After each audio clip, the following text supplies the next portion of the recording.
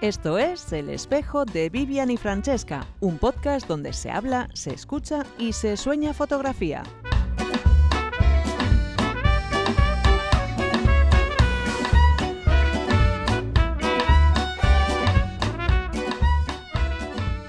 Bueno, pues ya estamos aquí, Inma Barrio. Leire Chazarra. Después de semanas de crear incertidumbre, de subir vídeos. Bueno, y qué expectación, qué presión, bonita presión, pero... Y cuánta gente nos ha preguntado y nosotras ahí aguantándonos el poder decirlo. Bueno, pues El Espejo de Vivian y Francesca es esto. Es un podcast sobre fotografía que vamos a hacer Inma Barrio y Leire Chazarra. Y este podcast va a tener muchas cosas, va a tener entrevistados y va a tener... secciones varias. También tendremos algún monográfico al que le dedicaremos más tiempo.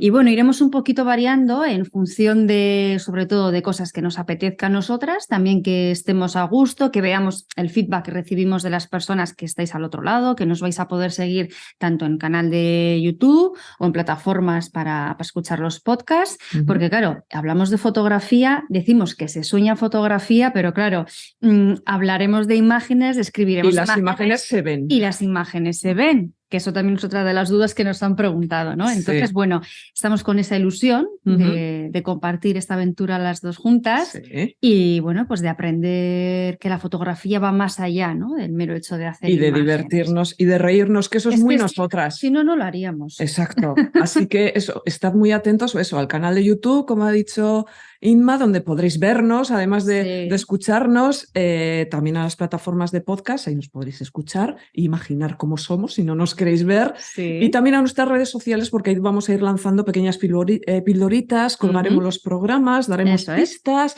y bueno, yo creo que va a ser una relación muy bonita con toda la gente que quiera seguirnos. Y por supuesto, bueno, que estamos abiertas a recibir, pues, bueno, todo lo que nos queréis comentar o... Comentarios solo buenos, ¿eh? Y eso, ya pondremos una dirección de correo y bueno, de todas maneras también a través de la cuenta de Instagram, TikTok y demás, pero bueno, que ya iremos avanzando poco a poco de qué va esta nueva aventura de Leire Chazarra. E Inma Barrio, mano a mano. Podcast. Así que yo creo que ya es tiempo de empezar ya con este primer programa. Y nada, ahí vamos. Vamos allá. Bueno, este es nuestro primer programa, lo que hace que sea muy especial. Y como no podía ser de otra manera, tenemos un invitado muy especial también, que es Joan Fontcuberta. Hola, Joan, bienvenido al Espejo de Vivian y Francesca. Hola, ¿qué tal? Muy contento de estar con vosotros y de participar en este bautismo de fuego. Sí, de hecho, Joan, eres nuestro padrino, ya lo podemos decir, porque vamos a empezar contigo. Bueno, tú lo llamas padrino, yo lo considero conejillo de Indias. Bueno, está bien. No quería decir esa palabra, yo quería venderla así de una forma más poética, pero bueno, vale, conejillo de Indias o padrino. Tenemos a Joan Fontcuberta en este primer programa. Joan Fontcuberta, que la mayoría de la gente le conoce ya perfectamente, es fotógrafo, es crítico, es ensayista, es como suelo decir yo, el culpable de que dudemos de todo lo que vemos y de todo lo que escuchamos, porque sobre todo tu trabajo se dirige pues a eso, a decirnos que la fotografía no es aquello que nos dijeron en un principio, de que todo lo que sale en una foto es verdad, es como una especie de notaria de la verdad, ¿no? Que certifica lo que es real y lo que no, y lo que sale en la foto existe y lo que no existe. Joan Fontcuberta lo que ha hecho siempre ha sido ponernos un poco en duda eso, lleva muchos años haciéndolo y su trabajo además ha sido reconocido varias veces, ha sido Premio Nacional de Fotografía en el 98, Premio Nacional del Ensayo también, porque Joan Fontcuberta hace fotos, pero escribe libros también, no siempre la duda con las imágenes y con las palabras. En 2013 también gana el premio Hasselblad, que es como le dicen el Nobel, ¿no? de la fotografía, pero a nosotras, en todo este universo de dudas que nos has creado siempre, Joan, a nosotras hay una que nos ha tocado la fibra. Hay una espinita clavada. Tenemos la duda. Eso es, tenemos ahí una espinita clavada y queremos lo primero hoy aclarar esa duda. ¿Qué pasa con Vivian Maier? ¿Es un invento tuyo? ¿Es real? No sé, este es el lugar para aclararlo, Joan. Si yo respondiese con aseverativas muy directas, se desvanecería el misterio. Entonces, no hay que renunciar a esa parte de incertidumbre y de fantasía, ¿no? Lo que es evidente es que Vivian Maier es una invención. Ahora, ¿quién es el autor de esa invención? Eso lo dejo a que cada oyente lo interprete a su manera. Pero no tenemos que cambiar el nombre del podcast, ¿no? Dinos que no, por favor. No, es como si lo dedicaseis a Alicia en el País de las Maravillas. Mira, bien. Maravilloso. Bonita metáfora. Aceptamos. Que lo dediquéis a Alicia en el País de las Maravillas no quiere decir que deje de ser una invención de Lewis Carroll y se convierta en una niña de verdad. Qué bueno. Claro, es verdad, es verdad. Bueno, Joan Fontcuberta, además, bueno, yo tengo que decir que yo conocí a Joan Fontcuberta en un contexto que no tenía nada que ver con la fotografía, se lo he comentado antes de empezar esta grabación, porque yo, algunos sabéis que yo me dedico al periodismo deportivo porque soy periodista, pero es que a mí me gusta mucho estudiar, además yo he sido un poco marilibros, como digo yo, marilibros.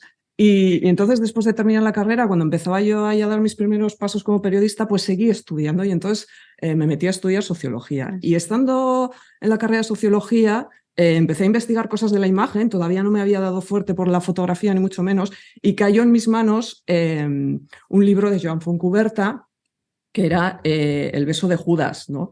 Y en ese libro tú ya eres muy categórico, ¿no? A la hora de decir que toda fotografía es una ficción que se presenta como verdadera, estoy leyendo un pequeño extracto, contra lo que nos han inculcado, contra lo que solemos pensar, la fotografía miente siempre, miente por instinto, miente porque su naturaleza no le permite hacer otra cosa. Luego dices cosas como que lo importante es un poco la ética del fotógrafo y cómo utiliza esa mentira, ¿no? Estas afirmaciones, Joan, no te han hecho muy popular entre el sector fotoperiodista, por ejemplo, ¿no? A ver, varias cosas. Primero, me alegra mucho que un libro como El beso de Judas haya tenido recepción, haya sido visto con una cierta atención en estudios de sociología, porque para mí la riqueza de la fotografía es precisamente su multiplicidad de hábitats, ¿no? La fotografía habita en muchos espacios y que habite la sociología o la antropología a mí me resulta muy grato, ¿no? Entonces, yo entiendo que este tipo de planteamientos basados en una cierta filosofía de la sospecha, filosofía de la duda.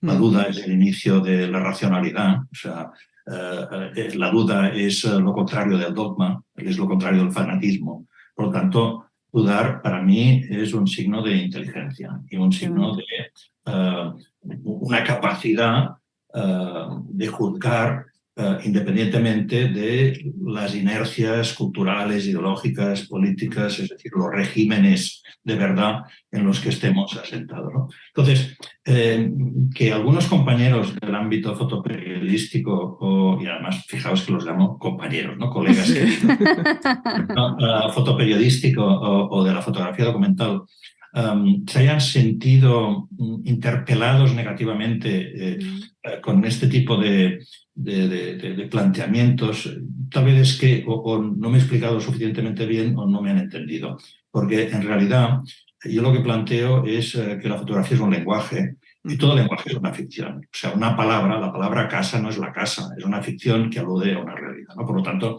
el tema es que la fotografía, en tanto que lenguaje, necesariamente es ficción. Pero para mí lo importante es que en el caso de la fotografía, por toda una serie de vicisitudes históricas, y, en fin, que nos llevaría un poco largo, ¿no? de más detalle, pues nace en un contexto histórico particular, la revolución industrial, la cultura tecnocientífica, el positivismo, la filosofía empírica, etc., ¿no?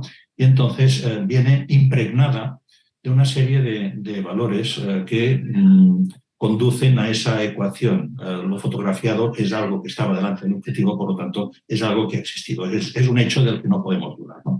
Entonces, yo lo que hago es trasladar el valor no del medio, no del lenguaje, sino del autor, del operador. O sea, yo digo, no es que la fotografía tenga en sí mismo unos componentes de veracidad, no es que la fotografía sea una transcripción literal de la realidad, porque esencialmente hay una naturaleza semiótica, ética, etcétera, que así lo determina, sino que ese papel, ese valor, debe transferirse al fotógrafo. Es decir, que si hacemos una especie de equilibrio entre la fotografía y el fotógrafo, hasta ahora la importancia ha estado en la fotografía, en el medio. Y yo digo, no, la importancia tiene que ser el fotógrafo, o sea, la persona que maneja ese lenguaje, ¿no? Como sucede en todas las otras esferas de la vida. Es decir, pero somos...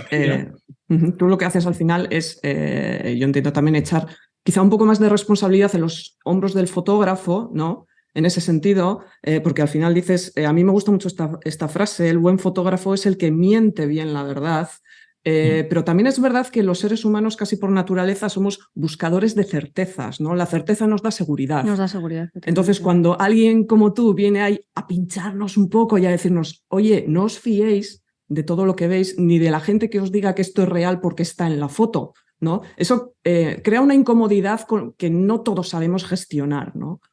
Sí, pero aquí también nos llevaría a un debate muy interesante sobre la idea de la certeza, porque su modelo antagónico sería la credulidad acrítica, la pasividad, ¿no? La falta de esfuerzo para verificar, ¿no? Lo que ahora llamamos el fact-checking, ¿no?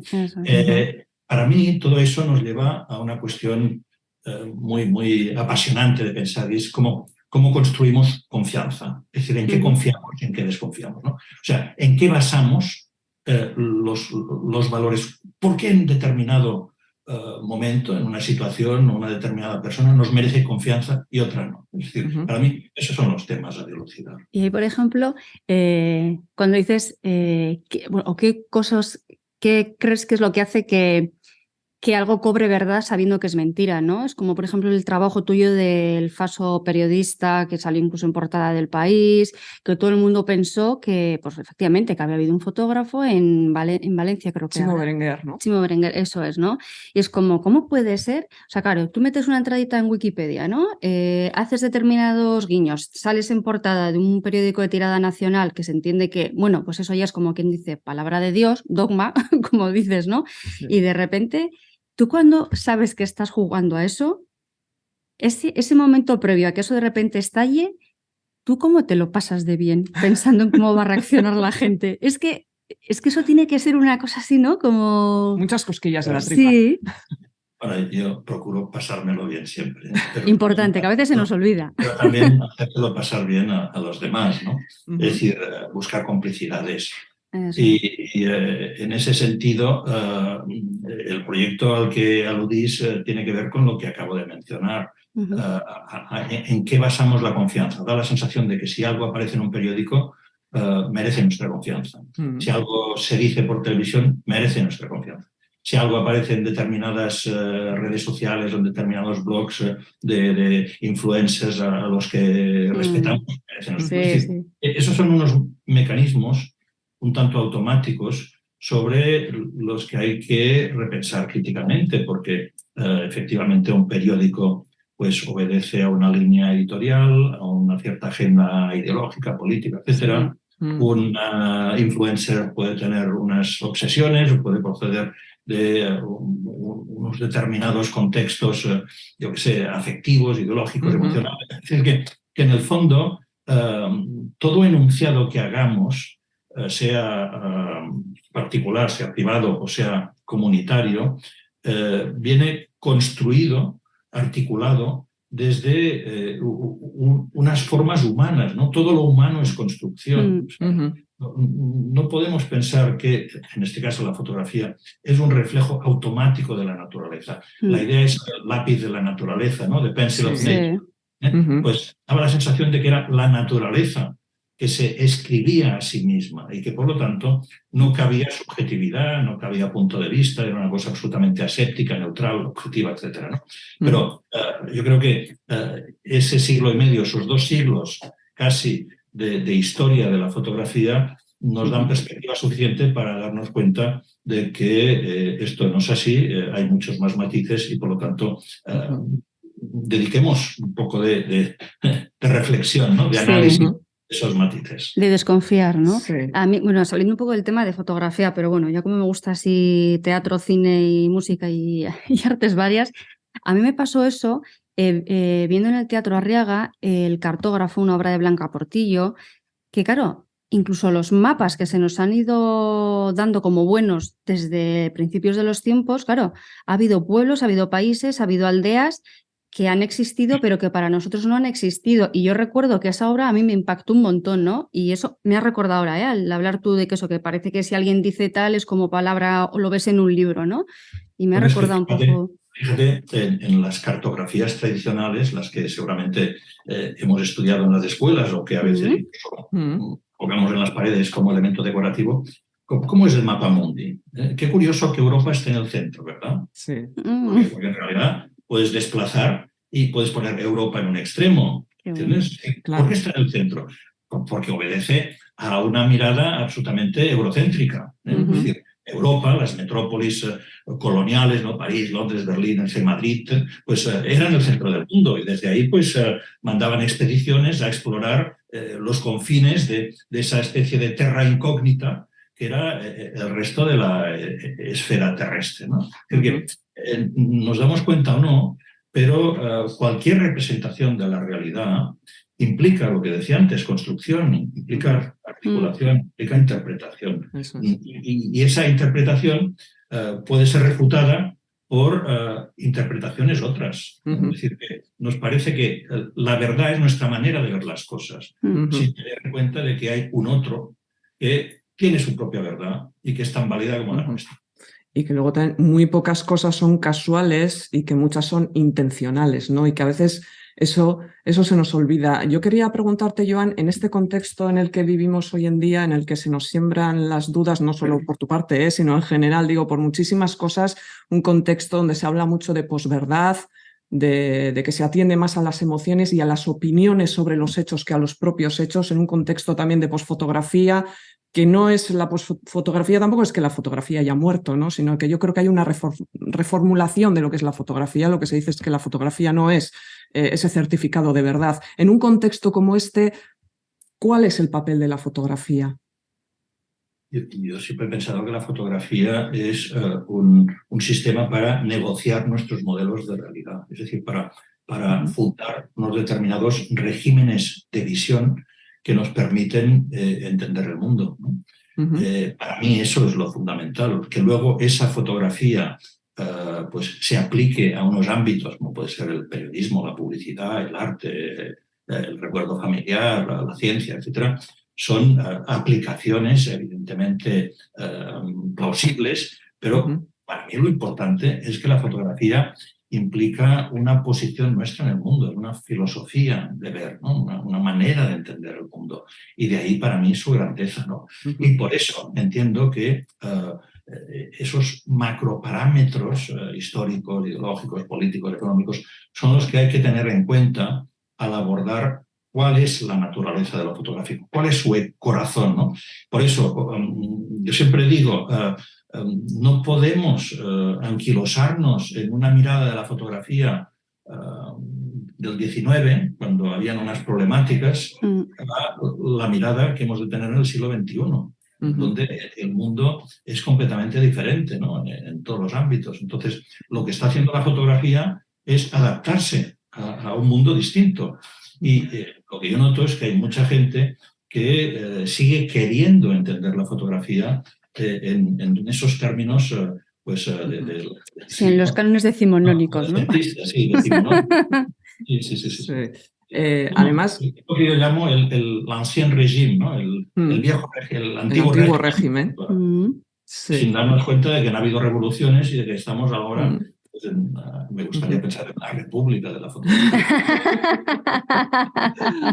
Bueno, aparte los lenguajes y todo también está cambiando, ¿no? Tú, por ejemplo, también vienes del analógico, has trasteado con el Photoshop digital, ¿y ahora en qué punto estás? ¿Con qué cositas estás? Yo viéndolo así, a mí me va muy bien pedagógicamente buscar como clasificaciones o pautas, ¿no? Que a veces no son históricamente rigurosas, pero sí didácticamente eficaces, ¿no? Entonces, entiendo que han habido tres oleadas o tres revoluciones digitales que han mordido, han arañado, ¿no? esa quietud o esa solidez del modelo fotográfico, ¿no? El primero tiene lugar en la década de los 90, cuando aparecen las primeras cámaras digitales, los escáneres domésticos, los procesamientos de imagen, ¿no? Los programas tipo Photoshop, etc., ¿no? Es decir, que hay una transformación del soporte gradual analógico del grano de plata en una estructura de mosaico de píxeles que trastoca completamente los soportes, ¿no? Es decir, que antes la fotografía se inscribía y a partir de ese momento la fotografía se escribía. Hay un cambio de inscripción a escritura. Entonces eso a mí me parece semióticamente muy distinto. Hay realmente un cambio radical profundo, ¿no? Luego, una década más tarde, sería la hegemonía, la consolidación de Internet, de las redes sociales, de la telefonía móvil, de la mensajería instantánea, de las cámaras de vigilancia, en fin, de los satélites, de los drones, toda una serie también de artilugios tecnológicos que obedecen a un nuevo orden visual, ¿no? Entonces ahí hay otro paso, otra revolución muy importante. Y yo creo que ahora, a partir de la primera década del siglo XXI, asistimos a la irrupción sobre todo de los algoritmos, la inteligencia artificial, las miradas automatizadas, robotizadas, etcétera, ¿no? Que suponen otro tiro de gracia a toda esa consideración decimonónica de la fotografía, ¿no? Porque seguimos apreciando como una apariencia fotográfica o cuasi fotográfica cuando en realidad ya no hay ni cámaras, ni objetivos, ni luz, ni todo dispositivo genealógico de la imagen fotográfica ha sido suplantado, ha sido reemplazado por otros sistemas, aunque el resultado es muy parecido. Entonces, muchas veces el espectador cree que no ha pasado nada. Claro, lo importante es saber lo que se cuenta, ¿no? Lo que se quiere contar. Entonces, ¿Y quién te lo está contando? ¿Y quién te lo está contando? Claro. Pero yo creo que estamos realmente en una situación, digamos, fascinante, según como te lo dices, o mucha gente se asusta, queda un poco alarmado por lo que está pasando, pero no sé, yo viendo en estos momentos cómo funcionan estos algoritmos aplicados a la imagen, a mí me resulta tan sorprendente que creo que es una situación parecida a cuando en 1839 los parisienses pudieron contemplar los primeros daguerrotipos y no entendían lo que veían. Se decían, ¿cómo es posible que un espejo de repente haya encapsulado un reflejo? Eso es. Un espejo tú haces así y el reflejo se va moviendo. En cambio, en este caso, el señor Daguerre ha conseguido fijar y entonces decían, es una maravilla, es un juego de magia, no sé, un juego de manos, es prestidigitación, algún tipo de ilusionismo. O sea, se maravillaban sin llegar a entender qué es lo que estaba pasando, qué estaban viendo. La verdad es que les tuvo que explotar un poco la cabeza, porque ahora contado así, dices, imagínate, claro, es que nosotros estamos muy familiarizados, ¿no? A convivir con imágenes, todo el mundo tenemos un móvil en la mano, hacemos fotos, pero claro, en aquella época pasas de un cuadro a de repente... O sea, dicen, no, pero a ver, ¿cómo es esto? ¿Pero por qué se congela? ¿Y por qué salgo? ¿Y por qué no sé qué? ¿No? Es curioso, sí. Esto además a ti, que eres un gran jugón en este sentido, que te gusta mucho crear cosas y bueno, y sacarnos un poco de nuestra zona de confort en ese sentido. Hay un trabajo que a mí me llama mucho la atención, que no es tuyo, pero a mí me parece muy foncubertiano. Si lo hubieras hecho tú, no me hubiera extrañado nada. Casi lo que me extraña es que no lo hayas hecho tú. A ver si lo ha hecho él y piensas que lo ha hecho otro. O como me diga eso, me hunde. Es que lo conocerás, Joan, es el The Book of Bells de Jonas Bendixen, Aiel, a mí me parece un trabajo maravilloso, porque yo también fui una de las muchísimas engañadas, entre comillas, con ese trabajo, ¿no? Es un trabajo que hace, lo voy a explicar un poco para la gente que no sepa, es un trabajo que hace Jonas Bendixen, que es un fotoperiodista de Magnum, con lo que tiene todo el prestigio de la agencia, y luego tiene trabajos documentales magníficos como The Last Testament, que es un trabajo que a mí también me alucina. Yo venía de ver ese The Last Testament. Jonas Bendixen lo que hace es seguir un poco la historia de todas estas fake news que alborotaron un poco la realidad, por así decirlo, y llevaron en 2016 a Donald Trump a la presidencia de Estados Unidos. Pues se averiguó que muchísimas de esas noticias falsas, esas fake news, tenían el origen en jóvenes y adolescentes que vivían en un pueblo en Macedonia del Norte, que era el pueblo de Veles. Entonces él lo que hace es investigar un poco eso y hace un trabajo fotográfico acompañado de texto, que también es un poco marca de la casa, porque Jonas Bendixen también acostumbra a acompañar de texto sus trabajos, en el que documenta un poco cómo es la vida en ese pueblo, cuenta lo que hacen los jóvenes, y encima se encuentra, porque a veces estas casualidades, y esto también es muy foncubertiano, porque se encuentra con la historia del dios de Veles, porque el dios de Veles existió, que fue un oficial del ejército ruso, que no sé si sería amigo de Iván Stoichkov o no, pero encuentra unas tablillas medio quemadas en las que se cuenta la historia del dios de Veles, una historia épica eslava, y entonces también tardan en descifrar esas tablillas, y luego se dan cuenta encima también de que son falsas esas tablillas. Entonces Jonas Bendixen hila eso también en su libro. Él lo que hace es ir a Veles, hace fotos de espacios sin personas, y en esos espacios él recurre a la inteligencia artificial para crear personas que él inserta en esos espacios que ha fotografiado en Veles, y mete, para crear los textos del libro, mete textos de noticias de medios de comunicación relacionadas con Veles, y la inteligencia artificial crea unos textos artificiales que parecen reales, que cuentan la historia de ese libro, y también mete los textos traducidos al inglés de las tablillas del dios de Veles, que las tradujo es que es todo muy retorcido, un universitario de Ohio que no sabía que la historia del dios de Veles era falsa, y entonces esos textos también parecen como textos bíblicos casi, y con todo eso monta The Book of Veles, que es algo que él no dice cómo lo ha hecho, y engaña a sus compañeros de Magnum, a la gente de Visa pour l'Image, que es un gran festival con mucho prestigio centrado en el fotoperiodismo, y al final es el mismo el que tiene que decir sí. Lanzando pildoritas en redes sociales durante bastante tiempo, que ese trabajo es un fake, que las imágenes están creadas por una inteligencia artificial, que los textos están creados por una inteligencia artificial. Y a mí me pareció un engaño maravilloso, Joan, ¿no? Sí, sí. Lo que pasa es que he hecho desde una posición privilegiada. Exacto. Ese proyecto lo firmo yo directamente. No te cree nadie. Exactamente. Entonces, ¿dónde está ahí la fuerza de convicción? En que alguien al que no se le conoce ningún trabajo desde el ámbito del fake, sino al revés, como has dicho, ¿no? Engrosando las filas de lo que representa el dogma fotoperiodístico, ¿no? La agencia creada por Robert Capa, por Cartier-Bresson, etc. O sea, uno de sus miembros de repente juega en el otro bando, cambia de equipo, ¿no? Entonces, eso es lo que desconcertó, ¿eh? El proyecto efectivamente está muy bien construido, tiene esa dimensión literaria fantástica. Sí. A mí me fascina, ¿no? Me hubiese encantado firmarlo. Y a Jonas lo conozco, hemos coincidido varias veces y se lo he dicho, ¿no? Es que, sí. Ha hecho algo fantástico, qué lástima. No haberlo hecho yo. Ocurrido a mí, ¿no? Pero repito, o sea, el impacto que supuso ese proyecto cuando se desveló que se trataba de una estrategia de fake, procedía precisamente de que en primera fila lo primero que se explicaba es que esto lo había hecho un autor de la...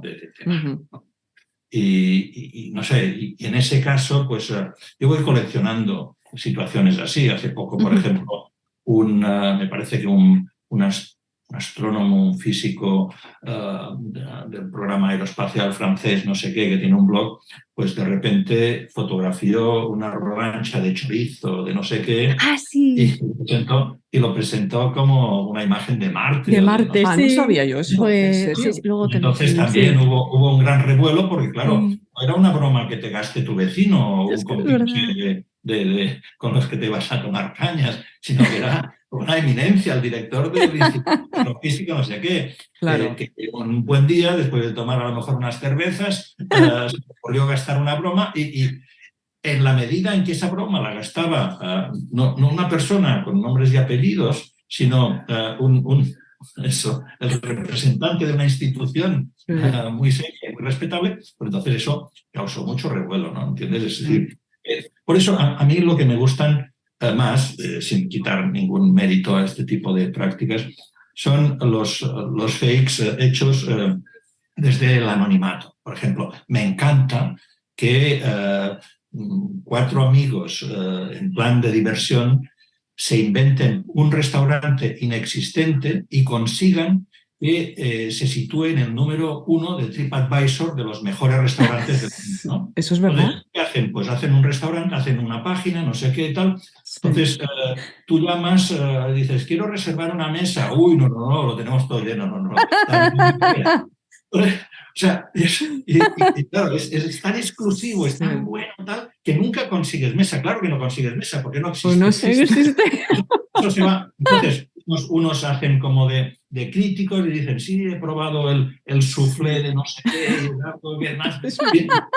y va subiendo, y se sitúa como el mejor restaurante, me parece, en Gran Bretaña, según la página TripAdvisor. Y al Siempre hay final, alguien que piensa, ¿eh? cuando llegaron a ese punto dijeron, pues mirad, Es tremendo. todos unos crédulos y unos infelices y unos cándidos, ¿no? O sea, pero entonces para mí la enseñanza, ¿no? El corolario de estas prácticas es decir, a ver, si 3 amigos con mucho sentido de humor y con perseverancia son capaces de hacer eso, ¿por qué voy a creerme luego las críticas positivas del restaurante que está en el número 2? Claro.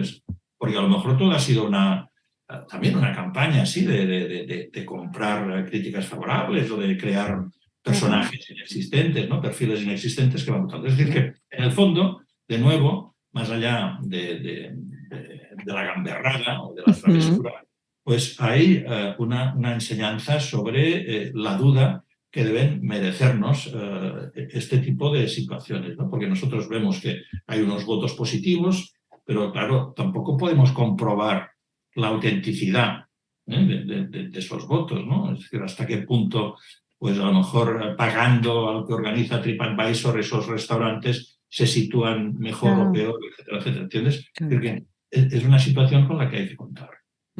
No podemos fiarnos de nada, al final es un poco la lectura, pero también es verdad que a veces pensamos que todo esto de poner en duda las cosas que nos cuentan y cómo nos lo cuentan es nuevo, pero si lo piensas un poco, yo creo que casi desde el mito de la caverna de Platón, donde también te están diciendo un poco que lo que ves y tú crees y tomas por real no es así. A lo largo de la historia también ha habido más ejemplos, ¿no? También está el famoso episodio de Orson Welles, ¿no? Con aquel relato de la Guerra de los Mundos, que si bien él avisaba al principio y al final de que aquello era una ficción, claro, la gente que se incorporó al programa de radio y escuchó cómo se narraba una invasión extraterrestre, pues se quedó con eso y creó el pánico. Luego también pues hay películas como Matrix, ¿no? Por ejemplo, que también nos dicen que eso que vemos es un mundo creado por máquinas para un poco aprovecharse de nosotros. Eso no es nuevo, lo que pasa es que nos sigue costando mucho el hecho de interiorizar eso de que tenemos, en realidad lo que nos están diciendo pues gente como tú, Joan y otros, es que tenemos que hacer un esfuerzo, ¿no? Por analizar lo que vemos, lo que nos cuentan, quién nos lo cuenta, y eso no sé si nos da más pereza que miedo o más miedo que pereza. Bueno, requiere un esfuerzo y lo cómodo es la pasividad, ¿no? Es la recepción acrítica de todo lo que leamos, de todo lo que veamos, de todo lo que, en fin, es decir, que hace falta, esa sería también el trasfondo que justifica este tipo de proyectos, hace falta una actitud como más crítica, ¿no? Más de análisis de lo que estamos recibiendo como información. Yo quería ya andar un poco, salir de esto de tanta duda y tanta historia. Yo ya, y ahora divertirnos con la parte de lo que está haciendo ahora Joan. Lo que está haciendo. Nos han dicho, Joan, nos ha chivado un pajarito que estás a punto de sacar un libro que se llama Dinosaurios. Sí. Cuéntanos un poco. Mira, el origen se encuentra en el confinamiento, la pandemia, Mm. que fue pues, un periodo desastroso en muchos aspectos, pero que tuvo el lado positivo de poderme volcar sobre mi archivo y revisarlo Ujú. desde los orígenes, ¿no? Incluso ordenarlo un poco porque soy muy caótico. Entonces me di cuenta de que había muchas fotografías de dinosaurios. Fotografías hechas de parques de dinosaurios, de réplicas, de museos de paleontología, en fin. Y entonces pensé que podía ser interesante armarlas Mm. y crear un tipo de proyecto donde el dinosaurio, que más allá de que pues, pensamos en Jurassic Park o este tipo de productos, no deja de ser un icono cultural de la modernidad. Es decir, hay estudios sesudos académicos sobre por qué a mitad del siglo XIX emerge la figura del dinosaurio y esa famosa exposición de dinosaurios reconstruidos en el Crystal Palace de Londres, y a partir de ahí pues el dinosaurio es un animal que tiene un estatuto híbrido, es decir, porque no es una quimera como podrían ser los dragones o las sirenas, pero tampoco es un animal real, pero que lo fue en su momento. Ahí hay toda una serie de elementos. Entonces, si a esto le unimos la posibilidad de introducir imágenes generadas con inteligencia artificial, pero instruidas, alimentadas, educadas, lo que se llama el fine tuning en términos de este tipo de programa, con mis fotos mis fotos de dinosaurios, entonces creamos una especie de diálogo perverso entre las fotografías reales y las pseudofotografías. Entonces, todo eso condimentado con una narrativa absolutamente delirante. Nos han dicho que utilizas un idioma muy concreto. Sí, que sabemos todos. Efectivamente. Este será el tercer libro de la historia escrito en Klingon o publicado en Klingon. O sea, Que el Klingon es, explícalo. Sí, bueno, para los trekkies, o sea, para los fans de Star Trek, de la ciencia ficción, los Klingon eran los malos, eran los enemigos de los humanos, ¿no? Entonces, la serie tuvo mucho éxito y se hicieron secuelas. Entonces, en las secuelas, los Klingon, que eran los enemigos, se vuelven los aliados de los humanos contra otro tercer enemigo, que serán los romulanos. Entonces, como los Klingon y los humanos se tienen que comunicar, la productora encarga a un lingüista universitario muy conocido, no recuerdo ahora el nombre, que que cree de la nada el idioma Klingon, ¿no? Entonces, en base a lenguajes de los nativos americanos, indios, ¿no? Tal, mezclado con suajili, mijado, con no sé qué, se genera un idioma con el que se puede comunicarse, y eso hace que a partir de ese momento los Klingon utilicen esa lengua, ¿no? Entonces, los fanáticos de toda esta serie y que les gusta mucho, pues a veces hasta se lo aprenden de memoria y organizan sus convenciones en idioma Klingon, o sea, el oficial no es el inglés, no es el francés, no es el castellano, tal, es el Klingon. Hablan entre ellos como si hablasen en esperanto, por decirlo así. Y entonces, pues hay traductorias en internet del euskera al Klingon, o del catalán al Klingon, o del... O el euskera al Klingon ya. En la historia, según Wikipedia, hay un libro, el primer libro escrito en Klingon fue La leyenda de Gilgamesh, el segundo fue Mucho ruido y pocas nueces de Shakespeare, y el tercero será este, ¿no? Entonces, la historia es una historia como de ciencia ficción, en la que los dinosaurios en realidad son los animales de compañía de los Klingon, que los envían a través de un cronotransporte a la Tierra como arma de destrucción biológica, ¿no? Pero entonces los romulanos, que se enteran de la operación, envían un meteorito a la Tierra para destruir a los dinosaurios. Entonces, madre mía, estoy viendo la película ya, ello. No, exacto. No, pero entre medio voy mezclando hechos reales, hechos que han tenido los dinosaurios como protagonista. Por ejemplo, en Ankara se construyó el parque de dinosaurios de mayor envergadura del mundo. Más de 3.000 réplicas de dinosaurios. 3.000. Eso se hizo con una voluntad de atraer un turismo global, no sé qué, pero al final todo resultó ser una operación de corrupción y de... Qué raro. No sé qué, el ayuntamiento cambió de signo político, el gobierno, con las elecciones, y entonces hicieron investigaciones y se dieron cuenta de que aquello había sido una leyenda de negros, no sé qué tal. Total, que quedó abandonado. Imaginaos 3.000 dinosaurios abandonados, ¿no? O vaya lugar. ¿Y eso cómo está ahora? Por curiosidad, ¿sabes? Es un parque dantesco. A mí me encantaría mucho ir a fotografiarlo, pero es muy complicado porque ha sido, digamos, el elemento de un escándalo político impresionante en Turquía, y se ve que está cerrado la calidad. ¿No? Bueno, cosas así aparecen. El dinosaurio es también un motor, como veis, de la economía, de la política, de la corrupción, del escándalo, de la política. Jo, mira, y hablando de lo de los dinosaurios, claro, la imagen que tenemos de dinosaurio, pero cuando estaban los dinosaurios no había imágenes. Claro. ¿No? O sea, ya es una imagen construida. Es una imagen construida y sí que sí desde la nada. O sea... Bueno, a ver, sí habían imágenes, lo que pasa que no eran las imágenes tal como las conocemos ahora. Por ejemplo, una pisada, una huella de dinosaurio es una imagen. ¿No? Es decir, que sí, pero bueno, son imágenes construidas a partir de huellas, ¿no? Sí, pero la fotografía también es una huella. Pero te tienes que fiar del que te dice que los dinosaurios son así, ya como puestos a dudar de todo, ¿no? Pero, ¿y ese libro cómo lo vamos a entender, Joan, si está en Klingon? Sí, porque hay un dispositivo tecnológico muy útil, y es que hay un código QR que permite el acceso a la página web. No hay QR que no te salve la vida. Bueno, de hecho, parte de este trabajo... Ay, perdona, Joan. Di que te he cortado.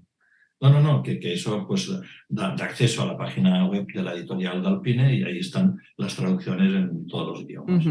Que digo que parte de este trabajo se pudo ver este pasado septiembre, ¿no? En el Festival de Revélate, creo. Sí, fue como un aperitivo del proyecto. Todavía el libro lo tenemos prácticamente terminado. Se ha retrasado por culpa mía, porque cada vez quiero añadir una foto más o cambiar una cosa. Incluso a lo mejor la semana que viene voy a hacer más fotos de dinosaurios nevados. Para horror de la editora y de la diseñadora. Sí, bueno, eso siempre es una lucha, Joan, ¿no? Con los editores y los plazos y todas esas cosas. Pero bueno, o sea, está todo hecho, entonces yo creo que con casi seguridad el libro lo tendremos en distribución la primavera próxima. Muy bien. Perfecto. Yo quería ahora irme atrás, pero solo unos poquitos años, Joan, porque yo, investigando un poco para esta entrevista, de repente di con un dato que decía que Joan Fontcuberta está aquí y está vivo en este mundo porque la fotografía intercedió en que sus padres se conocieran, que me ha parecido una historia preciosa. Cuéntanos. Una anécdota de la que efectivamente se puede sacar jugo literario, ¿no? A veces la realidad supera la fantasía del guionista más creativo, ¿no? Hasta la fantasía de Joan Fontcuberta a veces supera, ¿no? Sí. No, y lo bonito es que cuando cuento estas cosas, como son tan, no sé, insólitas, pues mucha gente duda. No te cree. De qué grado, qué componente de autenticidad, de veracidad, ¿no? O cuánto hay de inventado, de imaginario, ¿no? Bueno, el relato es el siguiente. O sea, estamos finalizada la Guerra Civil Española, y a mi padre pues lo envían de servicio militar a Melilla, al norte de África, Colonia. Entonces, el servicio militar en esa época era mucho más largo. Había ya empezado la Segunda Guerra Mundial, entonces Melilla era un enclave pues, que veía pasar a los aliados, a los alemanes, etc.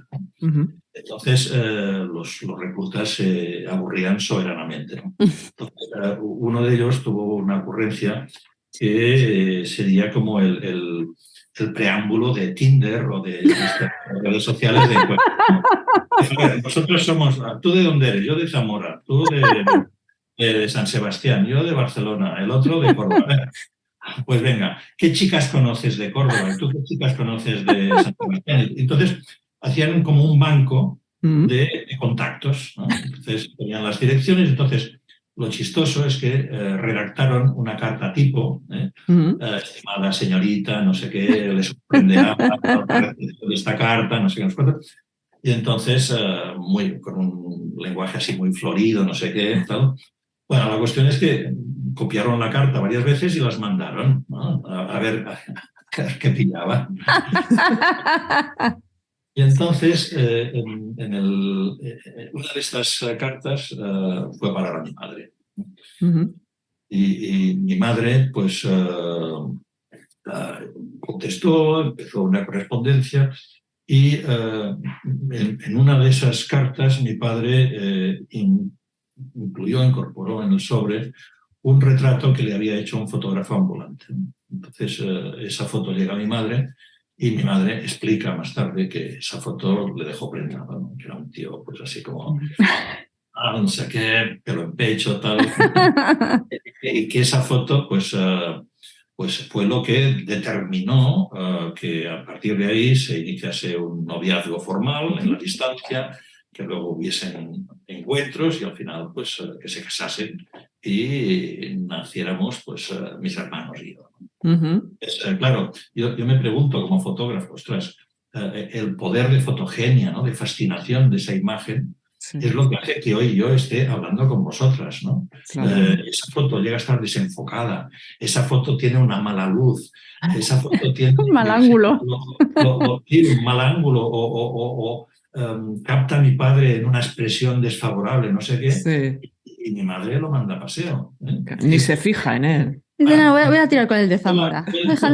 Fue el potencial publicitario de aquella imagen, lo que hace que, digamos, que la consumidora compre el producto y se deje convencer por la capacidad seductiva de esa imagen. Entonces, pues eso, o sea, yo digo que existo gracias a la fotografía, existo gracias a esa fotografía, a esa capacidad de seducción que tuvo ese retrato, un retrato que además lo conservo. Ah, sí, qué curioso. Sí. O sea, está reproducido en el libro La Cámara de Pandora, sí, y es una pequeña fotografía hecha por un fotógrafo de estos minuteros de calle, sí, y te la entregan al cabo de un minuto, ¿no? Sí. Y esa foto, pues, tiene para mí un valor fundacional. Claro. Nunca mejor dicho, lo de fundacional. Sí. O sea, a partir de esa foto pasan muchas cosas que me hacen a mí el protagonista. Sin esa foto, repito, yo no viviría, no existiría. Ahí tenéis la importancia de un buen retrato y de recurrir a un buen retratista, porque nunca se sabe cómo puede cambiar la vida de uno por una sola. Hoy que hacemos tantas fotos, que no es como antes, la importancia que tiene una sola foto. Otro tema de tu biografía, por así decirlo, que a mí me llamó mucho la atención es que hablando de cuando empiezas a trabajar, tu padre tenía una agencia de publicidad, si no me equivoco, y cuando empiezas a trabajar ahí y tú estudiaste periodismo, si tampoco me equivoco. En agencias de la información, entonces. Sí, yo también. Yo es que soy también un poco mayor, Joan. Cuando yo estudié también en las ciencias de la información. Y tú yo te escuchaba hablar un poco de esa época en la que empiezas a trabajar en la agencia de tu padre y dices que a ti tanto, no sé si para quitarte un poco de responsabilidad de encima, pero dices algo así como que a ti la publicidad y el periodismo te enseñaron a mentir. O sea, tú no venías enseñado de antes. Fue por necesidad. No, a ver, hay dos factores que para mí se complementan. En primer lugar, yo soy un producto del franquismo. O sea, yo vivo 20 años en un régimen dictatorial que se caracteriza por la propaganda y la censura, por el hecho de vender a la audiencia una determinada realidad que luego, desde tu propia perspectiva, te das cuenta que no se corresponde con la experiencia que estás teniendo, ¿no? Es decir, yo me doy cuenta de que hay una distancia, una brecha entre el discurso oficial y mi percepción de los hechos, ¿no? Y que eso pasa siempre. Y luego, en la facultad, cuando empiezas a pensar y cuando empiezas a tener una cierta conciencia adulta, resulta que te enseñan técnicas de convicción, técnicas de persuasión, técnicas de seducción, etcétera, etcétera. Entonces, todo eso para mí me resulta muy útil porque significa aprender los mecanismos, los engranajes de cómo funciona la comunicación persuasiva o y entonces siempre digo que todo lo que aprendí en mi trabajo periodístico y publicitario fue precisamente útil para poder desvelar, es decir, no para participar de esa actividad de seducción, sino para hacer una pedagogía de cuáles eran las estrategias utilizadas y que, por lo tanto, la audiencia, el público, podía utilizarlas para contrarrestar o para defenderse de esa información abrumadoramente así envolvente. Porque tú, de hecho, también, aunque parezca paradójico por lo que hemos comentado al principio de esta entrevista, a cuenta de bueno, que la fotografía miente y tal, y la polémica entre comillas con los fotoperiodistas, tú hubo un momento en que soñabas con ser fotoperiodista, Joan.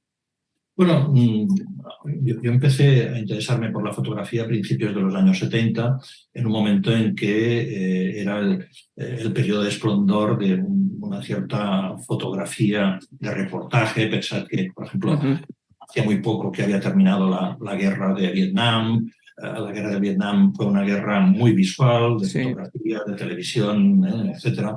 Entonces, yo creo que el campo al que los jóvenes intentaban desenvolverse era el del reportero, el fotógrafo de reportaje, ¿no? Era como el caballero andante, de que ibas a mostrar las injusticias del mundo para poder corregirlas. O sea, había un cierto tópico, ¿no? Una actitud un tanto ingenua de que a través de la imagen y del periodismo pues se podría mejorar el mundo, ¿no? Es decir, poco a poco hemos dado cuenta de que, por desgracia, es mucho más complicado, ¿no? Pero aún así, la imagen puede ocupar un papel en el formateo de las conciencias y, por lo tanto, tiene una extraordinaria importancia, ¿no? Entonces, yo quería dedicarme a la fotografía de reportaje, pero a mí me pasaba que de joven, cuando estaba en la escuela, pues me dedicaba a hacer experimentos de química, no sé qué, y en uno de esos experimentos pues me estalló una especie de artilugio, una especie de pequeña bomba, ¿no?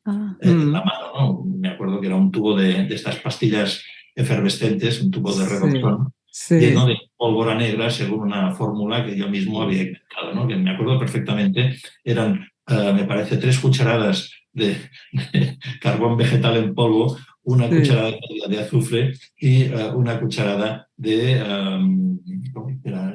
bromuro, no sé si era bromuro potásico, creo que era. Bueno, eso bien mezclado, bueno, tenía No echaste Coca-Cola, Joan, que es lo que hacemos todos cuando hacemos experimentos. El Mentol con Coca-Cola. Bueno, la cuestión es que esto me estalló en la mano. Digamos, la parte buena es que me sirvió para no tener que hacer el servicio militar, fue declarado inapto, pero la parte mala es que digamos, no, puedo utilizar de manera muy limitada mi mano izquierda, con lo cual el manejo de la cámara era muy lento, ¿no? Entonces eso me vetó el camino a una fotografía donde necesitas agilidad y rapidez o sea, pues, este tipo. Y en cambio me decantó hacia una fotografía lenta, una fotografía meditada, una fotografía más pensada.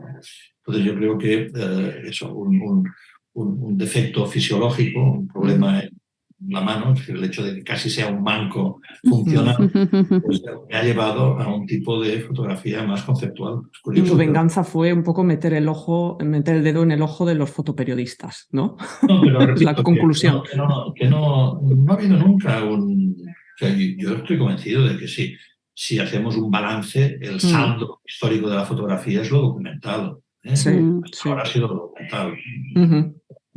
Lo que pasa es que yo digo muy bien, pero si lo importante de la fotografía es la mirada, tiene que haber también alguien que funcione como un oculista, como un oftalmólogo, ¿no? Es decir, alguien que sea capaz de calibrar que ese ojo perciba con la nitidez suficiente, o que sea capaz de ajustar si hay miopía, si hay hipermetropía, o si hay astigmatismo, etcétera, ¿no? Es decir, que en cierta medida mi papel es el de ajustar esa mirada documental, esa mirada fotoperiodística. Qué bueno. Pero, repito, lo importante es que esos ojos vean, que esos ojos sean a distancia la mirada de una sociedad. Bueno, Joan, vamos a ir terminando, pero no queremos antes irnos, porque, bueno, Joan está ahora mismo en Quebec, en Canadá, nosotras estamos en Bilbao, en el País Vasco, y resulta que hay un trabajo desconocido de Joan Fontcuberta, bueno, desconocido, digamos, para nosotras por lo menos, ¿no? Creemos que no es tan conocido, y que precisamente es una manera de trabajar diferente a lo que ha hecho siempre, ¿no? Partes de una historia real, que es de los vascos balleneros en Canadá, y a partir de ahí, junto con tu mujer Sylvie, reconstruyes toda esa historia, ¿no? Cuéntanos un poquito ese trabajo. A ver, yo voy acumulando proyectos dedicados a la ficción y por lo tanto me granjeo una cierta reputación de artista falsificador, ¿no? Por lo tanto, cualquier proyecto que aparezca con mi firma ya anticipa una actitud de recelo del espectador experimentado, instruido, ¿no? Yo me dirijo a muchos públicos, no necesariamente al que entiende de arte contemporáneo, de fotografía, tal, ¿no? O sea, yo me dirijo la mayoría de las veces a un público general, ¿no? Que se lleva a la calle, ¿no? Pero aún así, pues es evidente de que hoy un proyecto firmado por mí ya despierta una suspicacia de a ver por dónde nos la va a colar entonces. Entonces, para precisamente sacar ventaja de esa presunción, con este proyecto, con la Isla de los Vascos, operé justamente con una estrategia contraria. Es decir, iba a presentar algo, un contenido, una información, unos datos que fuesen rigurosamente ciertos, históricamente autentificados, incluso validados por historiadores e investigadores de universidad, pero que el público, por el hecho de presentarlos yo, los tomase por ficción, ¿no? Entonces, también hay que entender un poco el contexto. Estamos en un momento en que el Lehendakari es Ibarretxe y plantea su famoso Plan Ibarretxe, que genera ese enfrentamiento con el primer ministro, presidente de entonces, Aznar. Entonces hay un clima de tensión política entre la voluntad de autodeterminación del País Vasco con relación al centralismo de Madrid. Y entonces eso genera estados de opinión, tertulias, no sé. Entonces, en ese fregado, yo presento un proyecto en el que digo que unos vascos contra viento y marea, con unos cascarones de nuez, no sé qué, llegaban a Canadá, se cruzaban el Atlántico, casi como considerando que la proeza de Colón había sido pecata minuta. Y una vez allí se enfrentaban en chalupas, o sea, el animal más monstruoso que existe en la Tierra, de mayores dimensiones, las ballenas, ¿no? Sí. Y entonces explicar eso, pues en ese momento, con esa climatología, daba la sensación de que yo estaba haciendo una apología de la bravura, de la vasquitud. Sí, tal, ¿no? Es precisamente lo que pasó. Sí. Mira, este catalán ahora está aquí. Encima catalán. Removiendo el gallinero. Como unos titanes sobrehumanos, ¿no? Tal, ¿no? Y la verdad es que todo lo que decía era cierto, ¿no? Lo que pasa es que, por ejemplo, yo deliberadamente utilizaba una retórica que se prestaba a la confusión. Por ejemplo, recuerdo que la primera frase del libro, que era también un texto de de un panel de introducción de la exposición, decía: érase una vez una isla a la que solo llegaban los más bravos navegantes.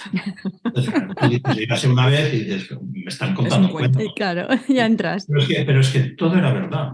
Es decir, la isla existía, la presencia vasca estaba documentada, porque en realidad a mí se me ocurrió ese proyecto pues de una manera muy casual. Yo estaba de vacaciones, julio, verano, íbamos con mi mujer, que es canadiense, estábamos haciendo un poco de turismo y de repente veo un rótulo en la carretera que dice Ilo Basque, Isla de los Vascos. Digo, Isla de los Vascos. Madre mía.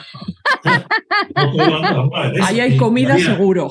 Y había un museo, un centro de interpretación, porque resulta que en esa isla, que se podía visitar y que naturalmente visitamos, se habían encontrado pues, todavía los restos de los hornos con los que, estoy hablando de 1520, es decir, nada, 2 o 3 décadas después de que Colón llega a América, y ya hay indicios de presencia de balleneros vascos que... Lo que pasa que, a diferencia, digamos, de otros exploradores, por ejemplo, cuando Jacques Cartier viaja a... Esta es otra anécdota muy divertida. Pues ahora os la cuento. Sí. Pues los vascos iban en verano, hacían la pesca de la caza de la ballena, no sé qué, fundían la grasa para hacer aceite y todo eso, y entonces regresaban, o sea, hacían el viaje de vuelta antes de que llegase el invierno, es decir, antes de que se helasen las aguas, porque si el agua se helaba, eso significaba su sentencia de muerte, porque eran incapaces de permanecer en esas condiciones tan hostiles y sobrevivir, ¿no? Por lo tanto, no se quedaban, no eran colonos que edificasen poblaciones, sino que iban allí, hacían unos campamentos provisionales, hacían su caza de ballena, no sé qué, o a veces del bacalao también, y luego regresaban. Y hacían también trueque con los indígenas, con los algonquian, ¿no? Entonces, eso en ese momento era poco conocido, y entonces hablar de esa heroicidad, ¿no? Esa especie de carácter, pues la anécdota a la que me refería es que cuando los franceses, los bretones, Jacques Cartier, pues llega a Quebec y teóricamente descubre América del Norte y toma posesión para el rey de Francia, pues los algonquian dicen, ostras, estos son europeos, es decir, son vascos. Son vascos. Entonces les hablan en vasco, porque los algonquian, no me puedo creer. Los vascos habían creado una lengua franca para comerciar, ¿sabes? Una lengua en la que habían, digamos, algunas voces euskéricas y otras... entonces crearon una especie de lenguaje tosco con el que podía interactuar. Un klingon, yo estaba pensando eso. Bueno, eso es muy interesante porque, repito, o sea, eso está documentado. Bueno. Llegan los franceses y los dicen, anda, hostia. Los indios nos hablan vasco. Los indios nos hablan vasco. Entonces, lo explico así de una manera muy chistosa porque visto en perspectiva... Es muy curioso. Es muy curioso. Entonces yo dije, esto no se lo va a creer nadie. Me van a crucificar, no sé qué. Lo que digo, vamos a ver, pues, de todo lo que yo diga, de todos los textos que hayan en la pared y que estén publicados en el libro, yo quiero que un historiador especializado en estos temas de la Universidad Laval de Quebec verifique, certifique que los datos son ciertos. Qué bueno. Porque me digan que esto no es verdad, y de mira, aquí está este señor, que es una eminencia. Que es de fiar y no como yo, ¿no? Exacto. Y repito, es decir, si hurgáis un poco, podéis, lo que os estoy contando... Qué curioso. Qué bueno. Qué curioso.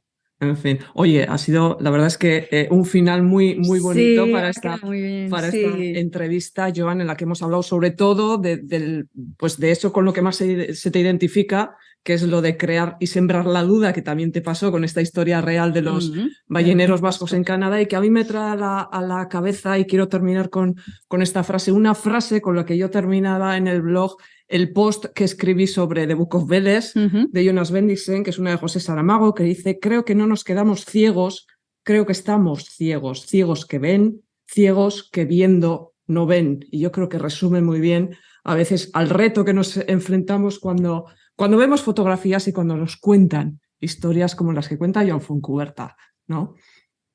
Muy bien. Muchísimas Pues gracias, muchas gracias, Joan, por estar en esta inauguración. en la inauguración, por ponerte delante de nuestro espejo. Del espejo de Vivian y Francesca, que Efectivamente. seguirá siendo Vivian y Francesca, pase lo que pase con Eso Vivian es. Mayer. A Francesca la vamos a dejar tranquila, de momento. Y nada, nosotras que volveremos la semana, bueno, En 15 días más o menos, con una nueva invitada sí. al espejo. Y con nuevas secciones también. Y con nuevas secciones Así al que espejo de de Vivian y Francesca. Hasta pronto. Agur. Muy bien, pues venga, larga vida a vuestro... Muchas Gracias, gracias. Joan.